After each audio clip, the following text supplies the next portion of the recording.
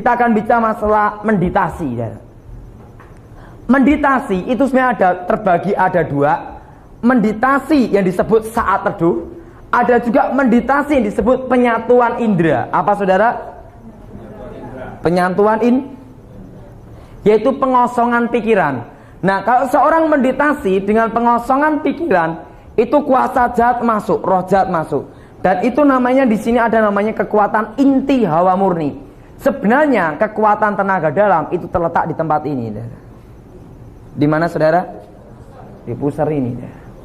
Ini disebut kekuatan inti hawa, dan ada di bawah pusar 5 cm. Bukan kemaluan lain. Di bawah pusar 5 apa?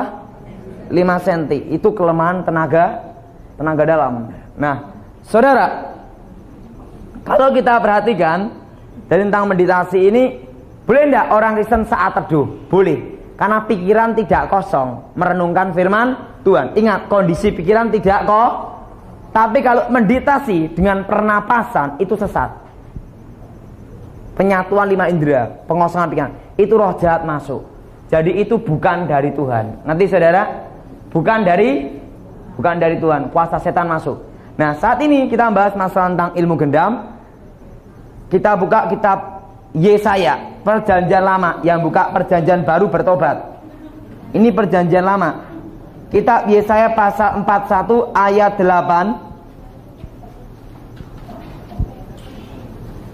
Ayat 12.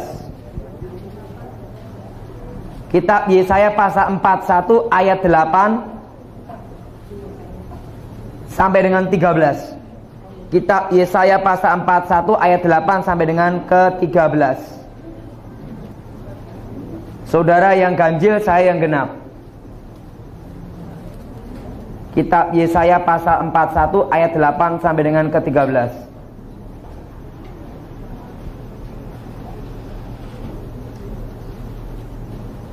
Saudara yang ganjil, saya yang genap. Tetapi engkau, hai Israel hambaku, hai Yakub yang telah kupilih, keturunan Abraham yang kukasihi.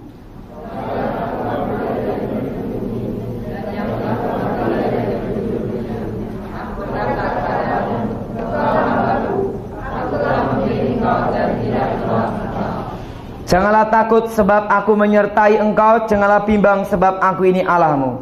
Aku akan meneguhkan, bahkan akan menolong engkau. Aku akan memegang engkau dengan tangan kananku yang membawa kemenangan.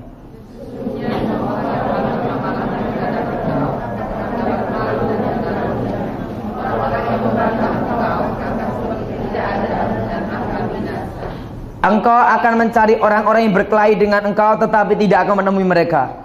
Orang-orang yang berperang melawan engkau akan seperti tidak ada dan hampa.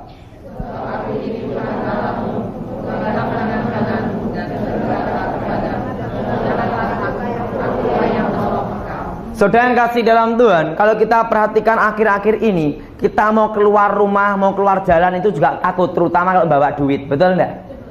Kenapa? Saya beritahu, orang miskin juga bingung karena tidak punya duit, orang kaya juga bingung bagaimana nyimpan duit, betul? Jadi semua juga ikut bingung.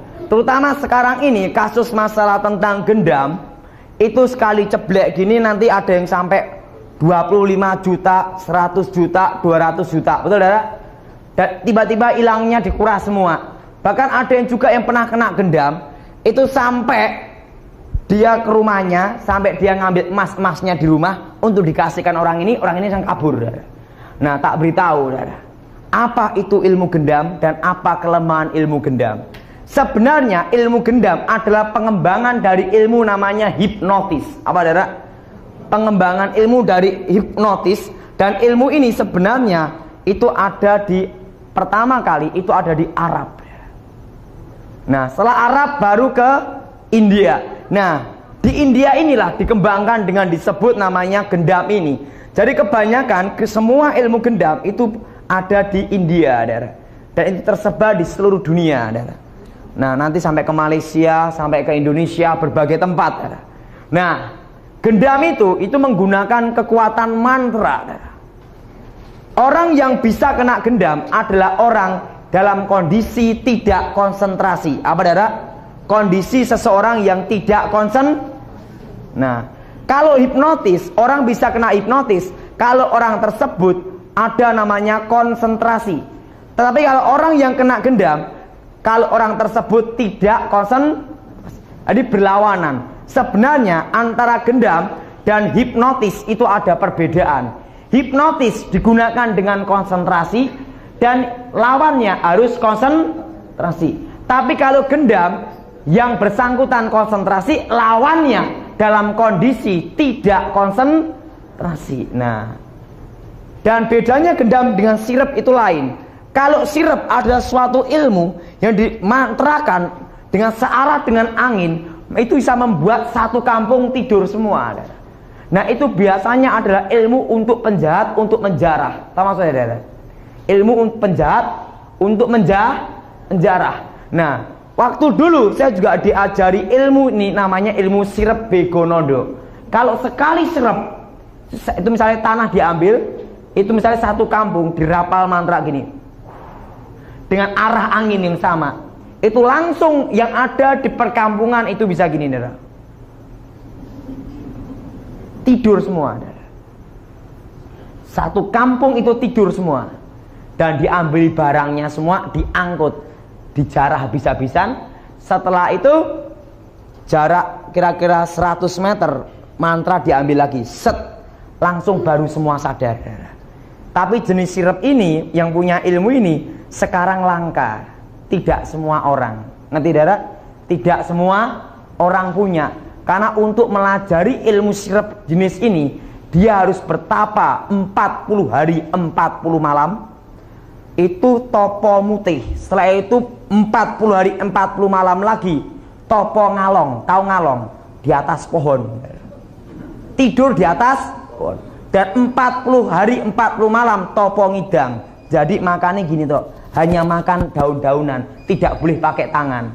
Dan topo ngelambiang. Jadi dia akan seperti kayak pengelana, seperti pengemis. Baru ilmu itu bertuah. Tapi untuk apa? Kalau berhasil terjun bebas masuk neraka, tidak berhasil gila dulu baru masuk neraka. Silahkan pilih. Gila dulu baru masuk. Jadi saya beritahu itu ilmu setan semua. Nah, saya melajari ilmu itu waktu saya diajar sama nenek saya Sampir. Itu untuk nyirep.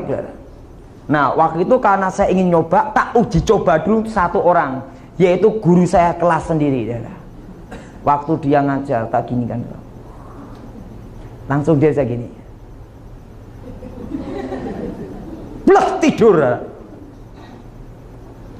langsung saya colot bolos. Waktu saya bolos sudah puas, capek. Kalau saya belum sampai di kelas, dia tetap tidur di kelas, walaupun dibangunkan, kasih gebyur air, tetap tidur. Nah, baru saya kembali, mantra diambil, set, baru sadar, udah selesai. Wah, itu dulu saya nakal dulu. Nah, kelemahan sirep itu ada, nanti lain waktu tak beritahu. Tapi ini gendam dulu. Nah, saudara, kalau kita orang yang percaya Tuhan Yesus, itu tidak bisa digendam. Amin. Karena apa? Ada namanya benteng Tuhan, kuasa Roh Kudus. Tapi ingat, dalam kondisi pikiran kita tidak boleh melamun. Apa, saudara? Melamun. Kalau ngelamun, saya beritahu, iman itu bukan khayalan, bukan ngalamun. Itu karena orang ngalamun itu bisa kemasukan setan. Karena apa? Jiwa yang kosong, pikiran yang kosong. Jadi sehingga orang yang ngalamun itu bisa melihat bayangan macam-macam, bisa setan masuk. Nah, cara untuk mengalahkan gendam itu secara rohani, kalau kita percaya Tuhan Yesus dan tidak merokok. Siapa yang merokok di sini, angkat tangan.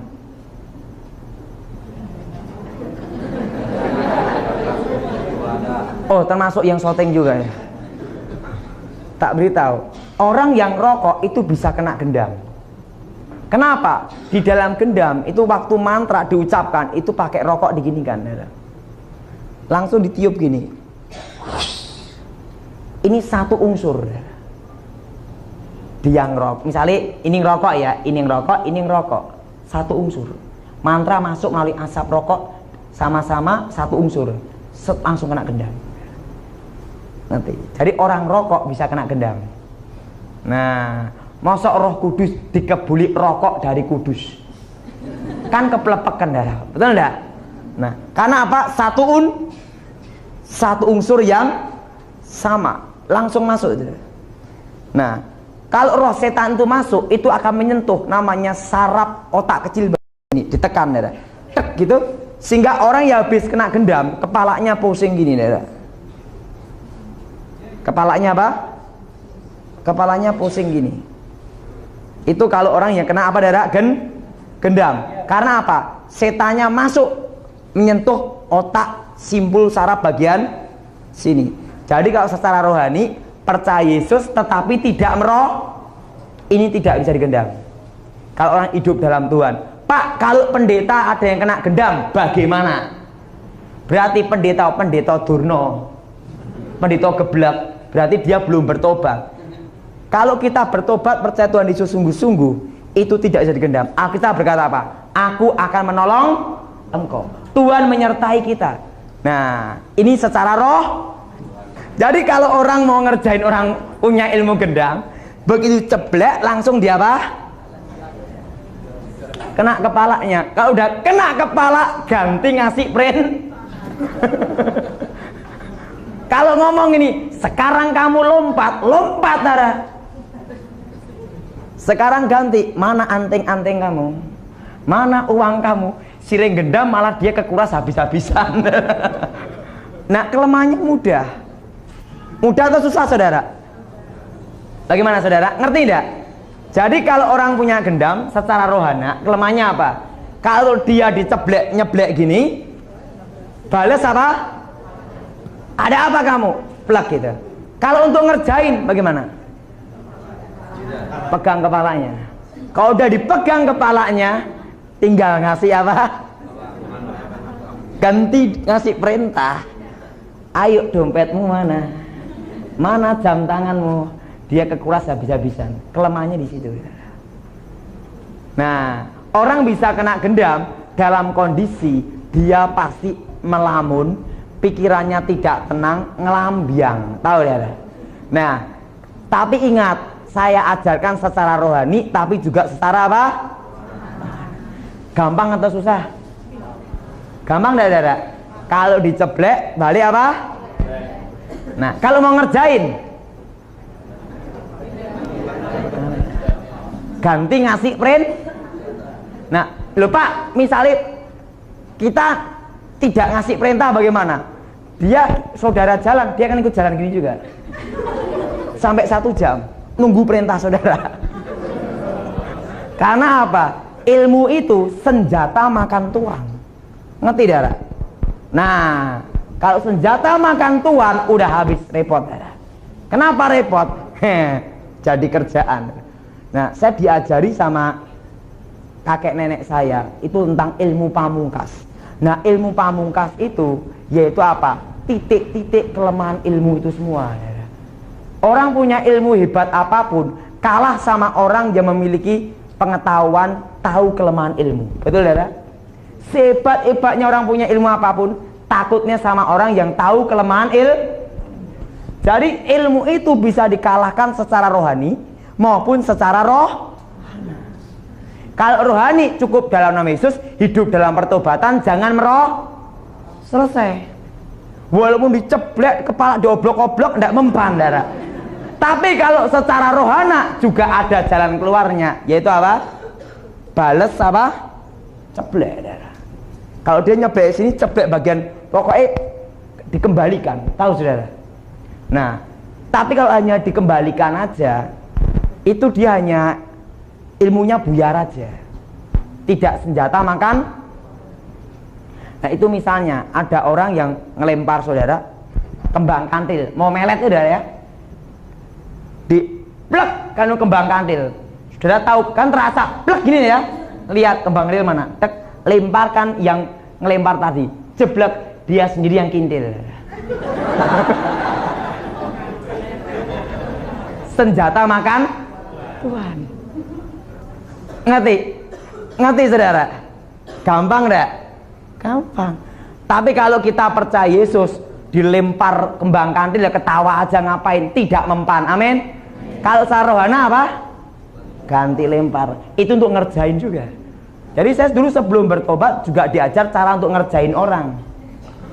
Jadi ton, kalau ada macam-macam kamu dilempar gini, kamu pegang, ganti lempar. Setelah itu kamu ganti ngasih perintah, gitu saudara.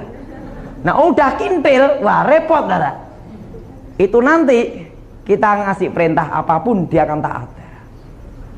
Jadi budak kita. Kalau kalah gitu saudara. Nah, tapi hanya cukup 1 hari tok. Dia dengar perintah. Jadi kalau itu secara kalau kita percaya Yesus, tidak usah pakai cara itu. Karena apa? Tuhan melindungi kita. Ya. Kan apa itu? Tahu kembang kandil? Tahu enggak? Yang tahu angkat tangan coba. Biasanya yang tahu kembang kandil itu sering pergi ke dukun. Tapi sekarang udah tobat, itu kan dulu, amin. Sekarang sudah yang angkat tangan di mana? Ibu ya? Pernah ke dukun ya, Bu ya? Oh, ngomong malah. Ini? Wah. Itu pokoknya biasanya yang tahu kembang kantil, kebanyakan orang yang suka pergi ke. Karena apa? Biasanya untuk pakai ilmu pelet, itu pakai ilmu kembang kan. Jadi saudara, kalau percaya Yesus, tidak usah apa-apa, cukup dalam Yesus, setan keluar, selesai. Amin. Karena Tuhan menyertai dan menolong kita. Tapi kalau untuk secara rohana bagaimana? Tek, diambil, dilemparkan ke orang yang lempar. Itu langsung dia bisa idik-idik sendiri. Karena itu disebut senjata makan Tuhan. Itu namanya racun lawan racun. Nah itu saya dulu diajar, racun lawan racun. Nah tapi orang Kristen jangan racun lawan racun, cukup haleluya dalam nama Yesus, selesai. Nah apa saudara kelemahan ilmu gendam apa? Nah mantra ilmu gendam itu banyak sekali ya. Kalau saya sebutkan itu ditulis di buku aja tidak habis ya. Karena itu setiap daerah itu nama mantranya lain-lain, tetapi fungsinya sama. Gendam yang tingkat tinggi itu hanya memiliki kemampuan 1 kali 24 jam sehari semalam. Di atas sehari semalam, kalau orang itu kondisi tetap kena gendam, dia akan gila. Sehingga gendam hanya mulai batas sampai 1 hari 1, tapi yang tingkat rendah itu 1 jam atau 2 jam untuk ngerjain itu. Saya mau tanya, sebenarnya kalahnya itu gampang atau susah? Gampang atau susah? Gampang. Untuk ngalahkan ilmu-ilmu santet itu juga gampang. Itu dalam buku Dunia Santet tak jelaskan itu, gampang. Nah sebenarnya kalau kita tahu kelemahannya itu sebenarnya mudah. Apa saudara? Mudah. Kalau ada orang yang lempar merica, misalnya ada merica ya, dilempar, set gitu ya. Kan kecil, tidak mungkin kita nyari, betul enggak? Nah kalau rohani, dalam Yesus setan keluar, selesai. Kalau rohana gampang, tempat yang dilempar langsung diginikan. Balik itu saudara. Langsung yang lempar itu bisa nunggu perintah kita. Karena apa? Senjata makan Tuhan. Tapi kita orang Kristen kan tidak usah pakai cara seperti itu, betul? Itu cara kalau kita orang Kristen cukup hidup dalam Yesus. Nah, ingat, gendam lawannya adalah apa? Kondisi seseorang dalam kondisi tidak konsentrasi dan apa saudara? Ngalamun. Nah, sekarang hipnotis. Gendam hipnotis beda. Jadi hipnotis sama gendam itu ilmunya lebih tinggi gendam. Nah, hipnotis itu juga ada 2. Hipnotis pakai kuasa gelap, tapi juga ada hipnotis tapi dengan seperti kedokteran. Jadi kelemahannya apa? Dilukai kedua tangannya. Baik hipnotis maupun dibalikkan gini, plek gitu. Jadi orang yang punya ilmu gendam apapun itu dari setan. Hipnotis apapun, saya beritahu, itu percuma. Kalau kita percaya Yesus, Tuhan melindungi, amin. Tapi khususnya hipnotis yang pakai kuasa kalau yang jenis kayak kedokteran lain apa? Beda. Kalau yang kedokteran itu hanya membuat seseorang dalam kondisi apa? Karena apa? Kepala ngikutin ini. Tapi kalau hipnotis yang pakai kuasa gelap, itu roh setan masuk sehingga orang tersebut mengikuti Nah itu pakai roh. Kalau kita percaya Yesus, Tuhan lindungi, tidak mempan. Amin. Nah sekarang ada tanya jawab, silakan.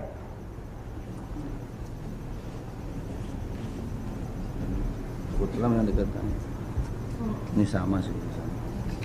Saya ibu RT. Wah, ibu RT hebat amat ini. Mempunyai satu putra umur 1,5 tahun. Waktu umur 3 bulan saya pernah bawa dia ke tukang urut bayi, dan dia diberi air minum yang sebelumnya dia mantrai. Bagaimana cara pelepasannya karena dia belum saya serahkan melakukan penyerahan anak kepada Tuhan? Itu diserahkan gereja, didoain untuk melepaskan kutuk ini ya Bu RT ya, dalam nama Tuhan. Kalau enggak, anak ini nanti akan jadi anak nakal koyo setan. Harus dilepaskan dalam nama Tuhan. Cara pelepasan kutuknya, cari bukunya Dunia Roh Jahat itu.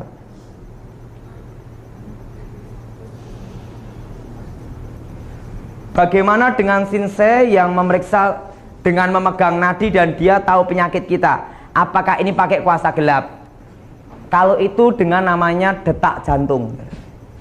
Seseorang yang ada memiliki penyakit, itu detak jantungnya lemah atau detak jantungnya cepat, itu menunjukkan peredaran darah.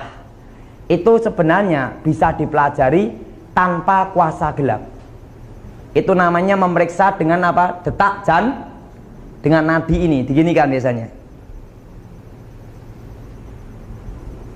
Kalau detaknya terlalu cepat, oh berarti ini sakitnya, oh kira-kira, itu pun belum tentu tepat. 50% tepat, 50% tidak. Untung-untungan juga ada. Oh ini gini, kalau orang kena lever, ininya trombositnya gimana tuh diperiksa sini juga. Saya dipegang sini, biasanya pegang sini loh. Ini ya seperti dokter itu loh, pakai alat yang kayak apa tuh, yang kayak sumbu itu sini. Diperiksa gini, ya kan tuh. Nah ini hanya bicara masalah pengalaman, saudara. Nah kalau pakai kuasa gelap itu diginikan. Setelah gini sama mantra-mantra. Wah, itu pakai kuasa gelap. Mulutnya komat kamit, ya kan? Kalau enggak diginikan. Nah kalau pakai kuasa gelap, Pak, kalau misalnya ada orang ngakunya pemuka agama, misalnya ya, dia gini-gini, itu pakai setan, saudara. Itu bukan dari Tuhan. Ngerti, saudara? Kuasa nah, kalau diginikan, itu setan. Itu efeknya apa? Pecah di roh jahat masuk. Ngerti, saudara? Waduh, rodok miring-miring sedikit, tapi tidak apa-apa untuk genep-genep. Asal bertobat. Mengapa anak kecil bisa lihat setan? Benar atau tidak, atau berupa khayalan? Anak di bawah usia 5 tahun itu masih polos, dan dia bisa merasakan kedatangan setan. Termasuk binatang, anjing bisa merasakan kedatangan setan. Kenapa orang-orang besar tidak merasakan kedatangan setan? Amarga sudah banyak bohongnya. Tapi kalau sudah bertobat dalam Tuhan, tidak boleh bohong. Itu bisa. Karena apa? Orang besar itu banyak ini loh, pikirannya banyak. Kalau anak kecil pikirannya masih itu bisa merasakan. Ngerti, Dada? Nah, jadi ingat, walaupun orang tuanya dukun kaliber apapun, itu tidak memiliki pengaruh anaknya kalau anaknya percaya Tuhan setan apapun. Dan ingat, jangan dihiraukan, aku percaya Tuhan lindungi. Itu aja, selesai. Bagaimana mengatasi gendam yang dibuat melalui telepon? Gampang, bentak aja, selesai. Kalau gendam pakai telepon, serain ini. Nah kalau saudara ada orang ngomongin, ngapain kamu lo? Gitu, udah selesai. Kelemahannya di situ. Bagaimana dengan aliran? Ini ada aliran lain ya. Dengan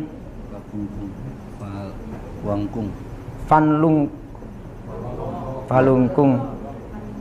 Jingki, ini pakai kuasa gelap semua nih. Setan semua tuh. Sampai wajah kayak setan itu.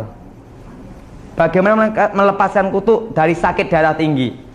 Ya gampang, jangan banyak makan sate kambing. Darah tinggi yang bicara sate kambing. Betul enggak? Jangan makan sate. Lah kan tanyanya aneh-aneh. Tanyanya gini, bagaimana melepaskan kutuk sakit darah tinggi? Sebab sejak dari umur 26 tahun saya terkena darah tinggi. Sekarang 31 tahun, minum obat terus. Keluarga saya seorang kedukun. Nah, ini kalau kalian dukun, putuskan kutuk dalam nama Tuhan. Ingat, saudara percaya Yesus tidak ada pengaruhnya. Yang jadi pengaruhnya satu, yaitu apa? Kalau saudara membuka celah hidup dalam dosa. Kalau saudara hidup dalam Tuhan, itu tidak ada karena roh yang ada dalam diri kita lebih, Tuhan melindungi.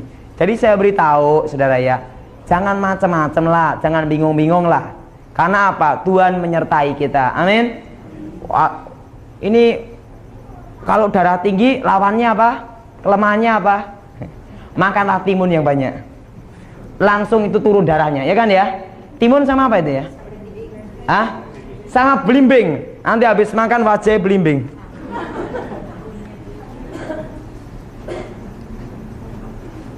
Saya mendapat bahasa roh dalam seminar hidup baru. Jangan saya bergerak, tangan saya bergerak, dan badan sedikit bergetar. Apakah ini bukan kuasa gelap masuk dalam tubuh saya? Lah, damai enggak? Kalau hatimu enggak damai, tengking, itu kuasa setan.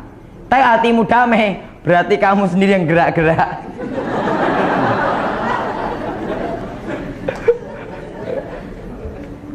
Gampang kan?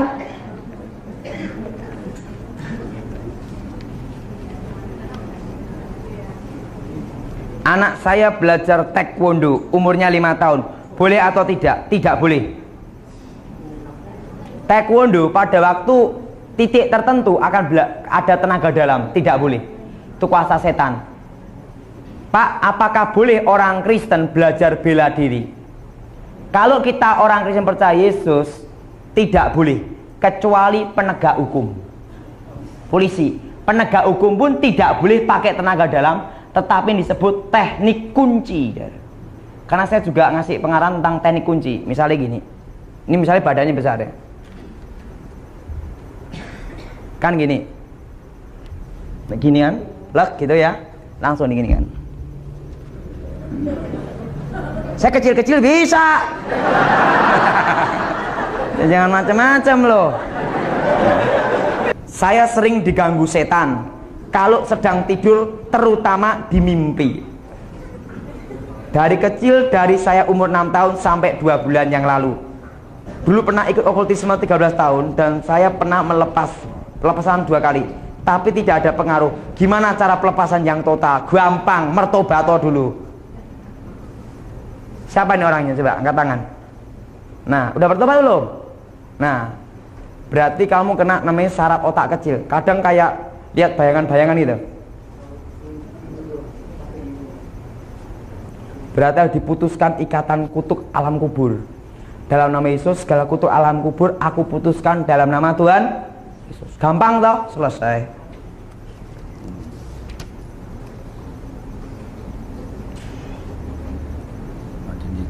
Sebelum pelepasan persembahan dulu katanya. Oh ya. Bagaimana pendapat Bapak bila dia sudah dilepaskan dari kuasa jahat, namun kembali lagi dia akan lebih buruk lagi? Wah, ya benar, setan ini balik lagi lebih banyak, malah jadi markasnya setan.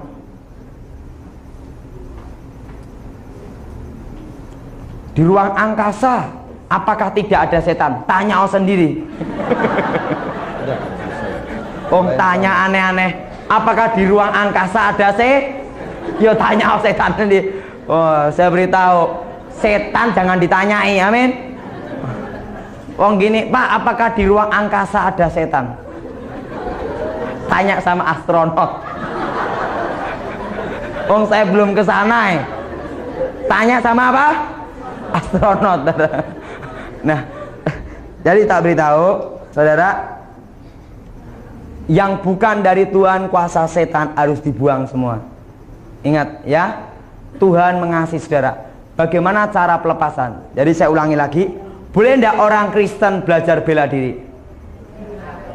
Alasannya apa? Kecenderungan untuk belajar kuasa. Tapi ada apa lagi? Kecuali apa? Penegak hukum. Itu pun bukan tenaga dalam. Tapi apa? Teknik kunci. Nah, tapi ingat, kalian semua tidak boleh belajar teknik kunci. Nah, karena apa? Saya sendiri sudah bertobat tidak menggunakan juga. Padahal saya tahu, langsung gini, inilah. Ini kepala ini dah ya, bagian sini, ini dari sini, inilah. Ini dah ya. Sini dah. Shut. Jadi bentuknya gini. Tendangannya bentuknya gini. Set gini dah. Jadi gini, langsung gini. Jadi misalnya gini, langsung kena ngon sini dah. Plus gitu. Tendangan pacul namanya. Kena gini langsung gini. Tapi yang bisa melakukan ini hanya orang yang jago bela diri. Kalau masih ecek-ecek enggak bisa keselio sininya sendiri. Tapi itu tidak boleh. Karena itu akan kecenderungan orang untuk belajar kuasa. Nah, oke?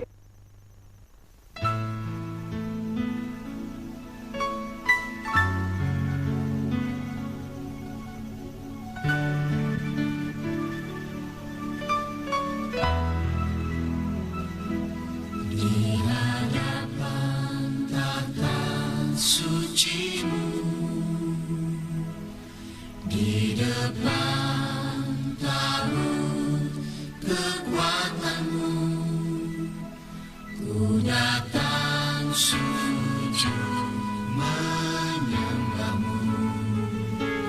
Ku lihat kasih kuasa